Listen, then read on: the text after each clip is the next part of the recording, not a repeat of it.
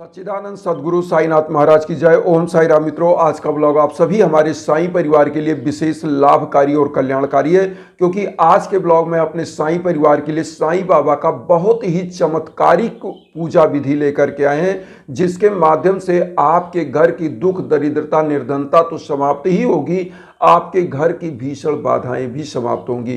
क्योंकि बहुत सारे साईं भक्त या पूछते हैं कि गुरुजी हम शिरडी नहीं जा पा रहे हैं तो हम क्या करें, हमारी मन्नतें नहीं पूरी हो पा रही हैं, हमारे घर में भीषण बाधाएं चल रही हैं, रोग दोष चल रहा है, हमारे घर में धन का आगमन था वह बंद हो गया है, तो हम कैसे पूजा करें। तो आज यह विधि भी बताएंगे। और एक चीज़ सबसे इम्पॉर्टेंट जो हमारे साईं परिवार के लोग बहुत सारे क्वेश्चन करते हैं कि गुरुजी मेरे यहाँ साईं बाबा की ऊदी नहीं है, शिरडी की ऊदी नहीं है, हम क्या करें। तो आज इसका भी उत्तर इस ब्लॉग में मिलेगा। और सबसे बड़ा चीज़ जो पूजा विधि आज हम बताएंगे, क्योंकि रामायण में भी वह चीज़ लिखा है कि जहाँ सुमति तहाँ संपत्ति नाना, जहाँ कुमति तहाँ विपत्ति निधाना। तो कहने का मतलब है कि जहाँ पर सुमति होता है वहाँ नाना प्रकार की संपत्तियाँ होती हैं, जहाँ पे घर परिवार में आपस में वैचारिक तालमेल नहीं होता है वहाँ नाना प्रकार की विपत्तियाँ घेर लेती हैं, रोग दोष कलेश विकार दुख दरिद्रता निर्धनता सब घेर लेती है। तो आज क्या हम आपको विधि बताएंगे, उसको आपको ध्यान से सुनना है। देखिए, बहुत सारे साईं परिवार जो यह सवाल करते हैं कि हम शिरडी नहीं जा पा रहे हैं, तो देखिए बाबा ने खुद कहा है कि मुझे सदा जीवित ही जानो, अनुभव करो सत्य पहचानो। मतलब मैं समाधि के रूप में हूँ लेकिन आपके पास हूँ, आप जहाँ पुकारोगे वहाँ मैं हूँ। तो साईं बाबा का जो 11 वचन है, सबसे पहले हम बता दें पूरा 11 वचन आपको वो जान लें। बाबा ने कहा है कि जो शिरडी में आएगा आपद दूर भगाएगा, चढ़े समाधि की सीढ़ी पर पैर तले दुख की पीढ़ी पर, त्याग शरीर चला जाऊंगा भक्त हेतु दौड़ा आऊंगा, मन में रखना दृढ़ विश्वास करे समाधि पूरी आस, मुझे सदा जीवित ही जानो, अनुभव करो सत्य पहचानो, मेरी सरल आ खाली जाए हो तो कोई मुझे बताए, जैसा भाव रहा जिस जन का वैसा रूप हुआ मेरे मन का, भार तुम्हारा मुझ पर होगा वचन न मेरा झूठा होगा, असहायता लो भरपूर जो मांगा वह नहीं है दूर, मुझ में लीन वचन मन काया उसका ऋण ना कभी चुकाया, धन्य धन्य वा भक्त अनन्य मेरी शरण तजले नानन।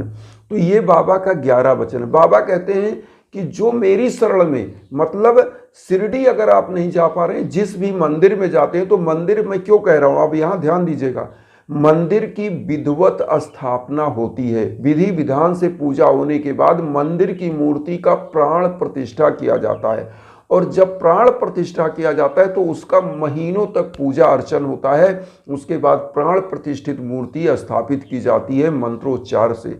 तो ऐसी मान्यता है कि साईं बाबा की वही ऊर्जा हर मंदिरों में विराजमान हो जाती है। वैसे हम तो कहते हैं शिरडी धाम है, जाना चाहिए, अगर आपके पास टाइम रहे तो निश्चित जाएं, लेकिन बहुत सारे ऐसे साईं भक्त हैं जो किन्हीं कारणों से अगर शिरडी नहीं जा पाते हैं तो अपने आसपास जो मंदिर है उसमें जा सकते हैं। अपने घर की मंदिर में आप कैसे पूजा करें, मान लीजिए आप बहुत सारे ऐसे साईं परिवार हैं जो ये कहते हैं कि गुरुजी हमारे आसपास मंदिर ही नहीं है साईं बाबा की। तो मैं उनको बताऊं आपको क्या करना है। अगर आपके घर में छोटी सी मूर्ति है, आप शिरडी से कोई आपको गिफ्ट किया था या आप गए थे शिरडी से कभी लाए थे, या अगर वो भी नहीं है आपके पास छोटी सी पोस्टर है, फोटो है, प्रतिमा है, जो भी चीज़ें हैं उसको आप रख सकते हैं। कैसे रखना है, बाबा का चूंकि आसन गुरु है, बाबा गुरु है, तो गुरु का आसन पीला होता है, तो पीला वस्त्र आप बाबा के नीचे बिछा दें और उसके बाद उनको पुष्पों के माला या पुष्प कुछ हो, पीले पुष्प, गुलाब के पुष्प, जो भी पुष्प आपके आसपास हो वह पुष्प श्रद्धा के साथ बाबा के सम्मुख लेकर पूजा करें।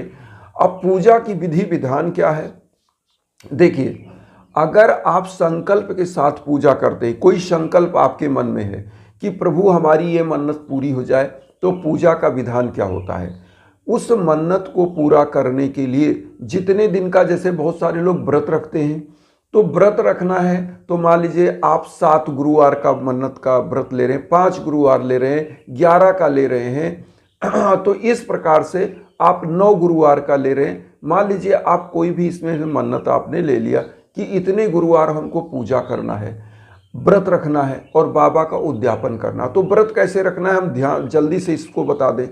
व्रत क्या है कि मान लीजिए आप गुरुवार को अपना संकल्प लेते हैं तो एक संकल्प का सिक्का ले लें, 1 रुपये या 21 रुपये भी ले सकते हैं। वैसे 1 रुपये जनरली लोग लेते हैं तो 1 रुपये ले लें। एक पीला कपड़ा ले लें, या पीला कपड़ा नहीं तो सफ़ेद कपड़ा साफ स्वच्छ ले लें, उसको हल्दी लगा करके सुखा लें। उसके बाद उसी में सिक्के को बांध दें। बाबा के सम्मुख जब आप पूजा करने बैठें व्रत का संकल्प लें और जो मन में आपके विचार है तो उन विचारों को बाबा के सम्मुख बोलें कि प्रभु हम इस मन्नत के लिए इतने दिन की व्रत रख रहे हैं और हमारी मन्नत को पूरा करिए, और उस सिक्के को बाबा के सम्मुख रख दें। उस दिन आप क्या करें, घी का दीप प्रज्वलित करें, पुष्प अर्पित करें। पीला पुष्प, गुरुवार का दिन है तो अगर पीला पुष्प हो तो बहुत अच्छा है, और 1 लोटा जल रखें। और उसके बाद व्रत की किताब आती है, उसमें 4-5 कथाएं होती हैं, तो उन 5 कथाओं को आपको पढ़ना चाहिए। अगर नहीं पढ़ पाते हैं, बहुत सारे ऐसे साईं परिवार हैं जो पूछते हैं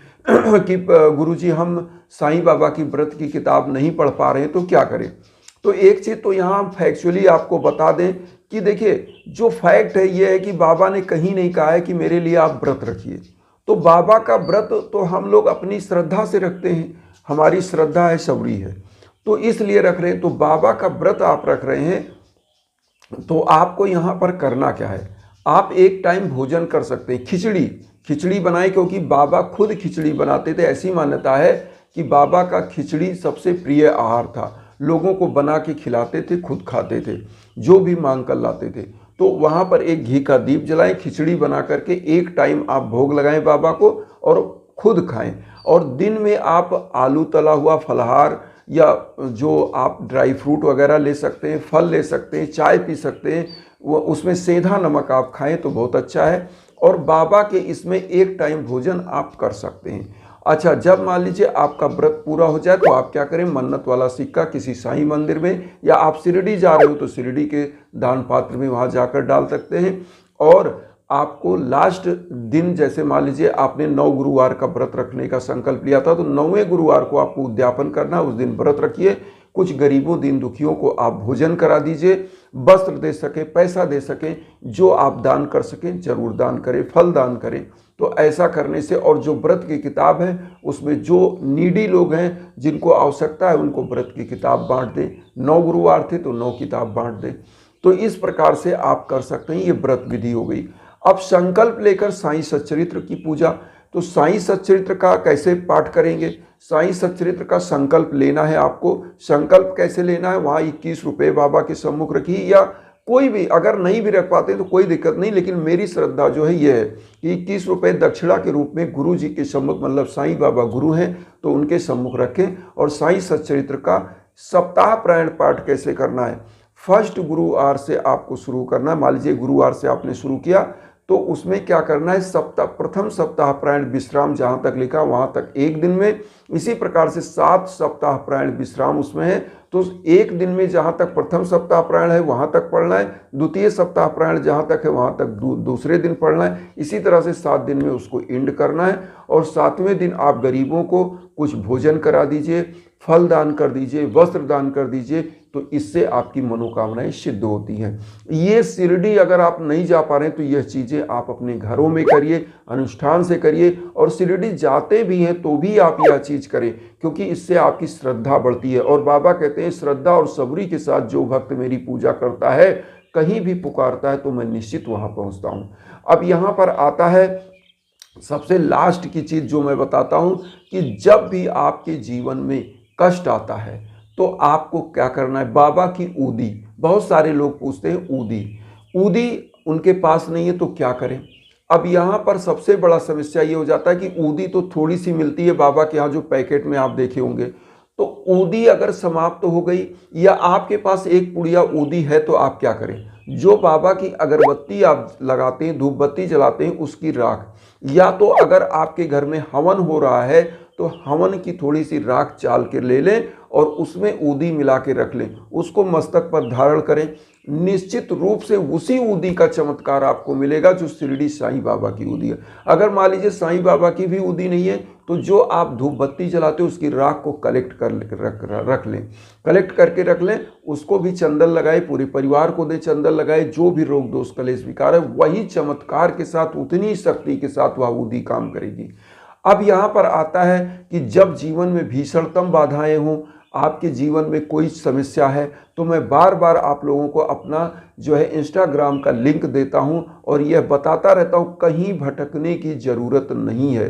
क्योंकि साईं बाबा जिस प्रकार से धूनी प्रज्वलित किए थे पूरी विश्व का कल्याण करने के लिए, मेरी श्रद्धा है, मैं हवन के लिए आप लोगों को बोलता हूं और बार बार यही चीज़ कहता हूं कि जब भी जीवन में जैसे संतान की प्राप्ति में दिक्कत हो रही है, जॉब प्राप्ति में दिक्कत हो रही है, घर परिवार में हमेशा कलह का वातावरण है, इसीलिए मैंने कहा ना, कलह का वातावरण जब होता है तो जीवन में दरिद्रता, दुख, निर्धनता सब आ जाती है। तो इसलिए ऐसे समयों में हवन कराना चाहिए।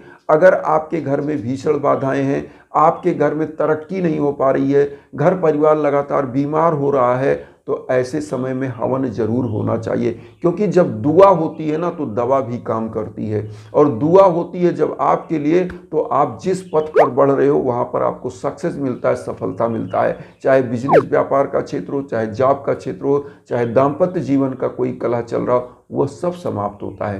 क्योंकि यज्ञ एक वैदिक विधान है, और जब वैदिक विधान से यज्ञ होता है तो निश्चित रूप से कल्याण होता है। चाहे शादी विवाह का विलंब हो, तो आप सभी लोग इंस्टाग्राम के उसी लिंक पर संपर्क करिए, और हमारे लायक जो भी है वहाँ पर हम निश्चित आपके लिए करने के लिए तत्पर होंगे, आपसे बात होगी। तो आइए, सबसे पहले तो सबसे बड़े जो हमारी संकल्प है वो ये है, वसुधैव कुटुंबकम का। वसुधैव कुटुंबकम का जो हमारा संकल्प है कि पूरा विश्व हमारा परिवार है, तो इसीलिए हम कहते हैं कि आप सभी लोग जो हम उद्देश्य लेकर चल रहे हैं वसुधैव कुटुंबकम का, उसमें अपना आशीर्वाद चैनल को सब्सक्राइब करके दीजिए, और उन साईं परिवारों तक वीडियो को जरूर शेयर करिए जो किन्हीं कारणों से कष्ट में, दुख में है। इसी भावना के साथ ओम साईं राम।